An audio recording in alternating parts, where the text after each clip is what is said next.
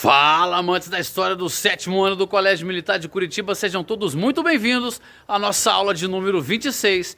E nessa aula vamos continuar falando das reformas protestantes, mas agora de outras duas correntes, a reforma calvinista e a reforma anglicana.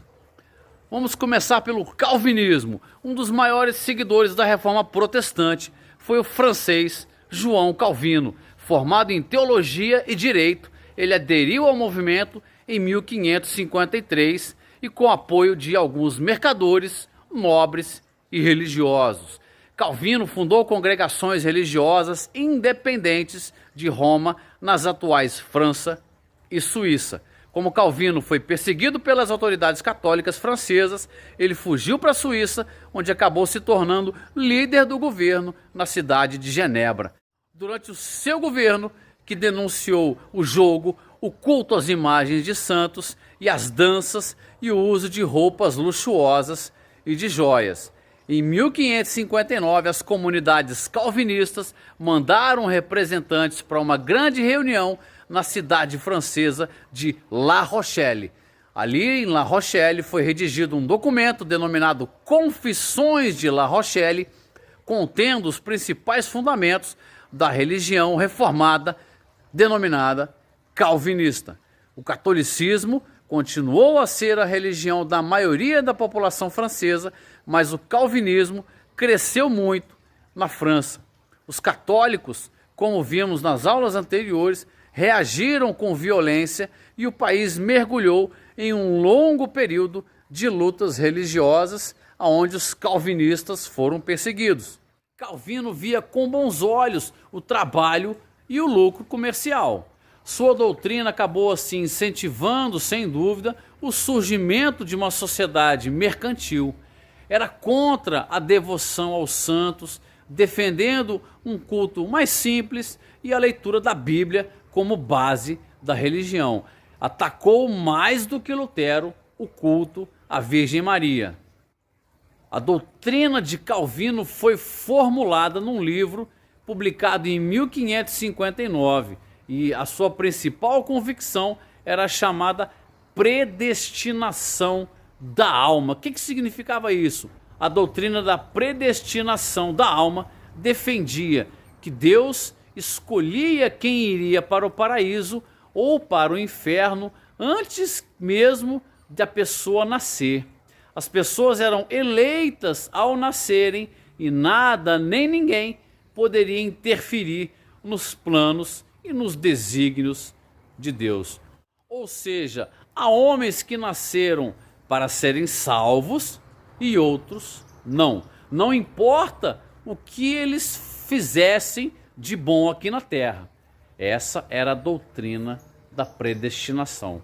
O calvinismo se espalha em regiões da França, Inglaterra e Escócia. O calvinismo se espalhou por toda a Europa e foi criando novas correntes. Na França, o calvinismo teve uma corrente que eles chamavam de huguenotes. Na Inglaterra, uma outra corrente que eles chamavam de puritanos. E na Escócia, uma outra corrente que se chamavam de presbiterianos. Os calvinistas pregavam que os cristãos deveriam trabalhar muito e evitar gastos desnecessários. Além disso, principalmente, orar a Deus todos os dias.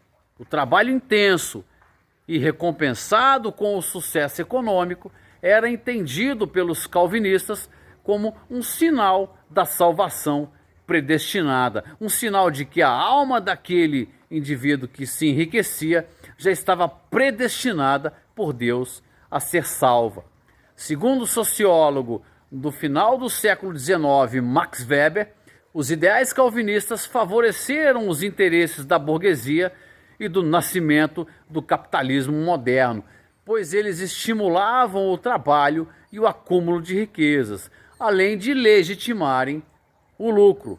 Essa é uma das ideias defendidas em seu livro A Ética Protestante e o Espírito do Capitalismo.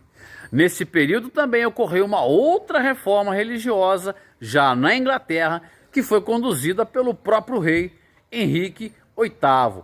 Dessa reforma nasceu a Igreja Anglicana, um dos principais motivos da ruptura entre o rei inglês e o Papa se relacionou às disputas pelo poder político e também econômico. O monarca inglês pretendia limitar a grande influência da Igreja Católica, que era proprietária de muitas terras no seu reino. Além disso, Henrique VIII queria anular o seu casamento com a sua primeira esposa, Catarina de Aragão, alegando que Catarina não conseguia lhe dar um filho homem para sucedê-lo ao trono. Já vimos essa história em aulas anteriores. Assim, Henrique VIII solicitou ao Papa a anulação de seu matrimônio para poder se casar com Ana Bolena, mas o pedido do rei foi negado pelo Papa. Diante da recusa, Henrique VIII rompeu com a Igreja Católica e se casou novamente com a aprovação do parlamento inglês. Posteriormente, o parlamento aprovou uma lei que tornava Henrique VIII o chefe supremo da Igreja da Inglaterra, o chefe supremo da Igreja Anglicana, uma espécie de papa da Igreja Anglicana. Em seguida, o rei confiscou os bens da Igreja Católica, mas o Papa reagiu, o Papa Paulo III da época, excomungando o rei inglês. Mas já era tarde, já não importava mais, porque ele não conseguiu impedir a criação da Igreja Anglicana, que não era muito diferente da Igreja Católica em termos de culto, em termos de doutrina. A Igreja Católica, assustada com a quantidade de dissidentes, criadores de novas religiões, muitos deles surgidos de dentro do próprio clero, de dentro das suas igrejas, teria que tomar alguma atitude. Em primeiro lugar, para garantir a confiança daqueles fiéis descontentes com a postura do clero, que se desviava dos ensinamentos de Cristo e dos seus compromissos com a igreja e com as Sagradas Escrituras, mas também partindo para a ação contra aqueles dissidentes.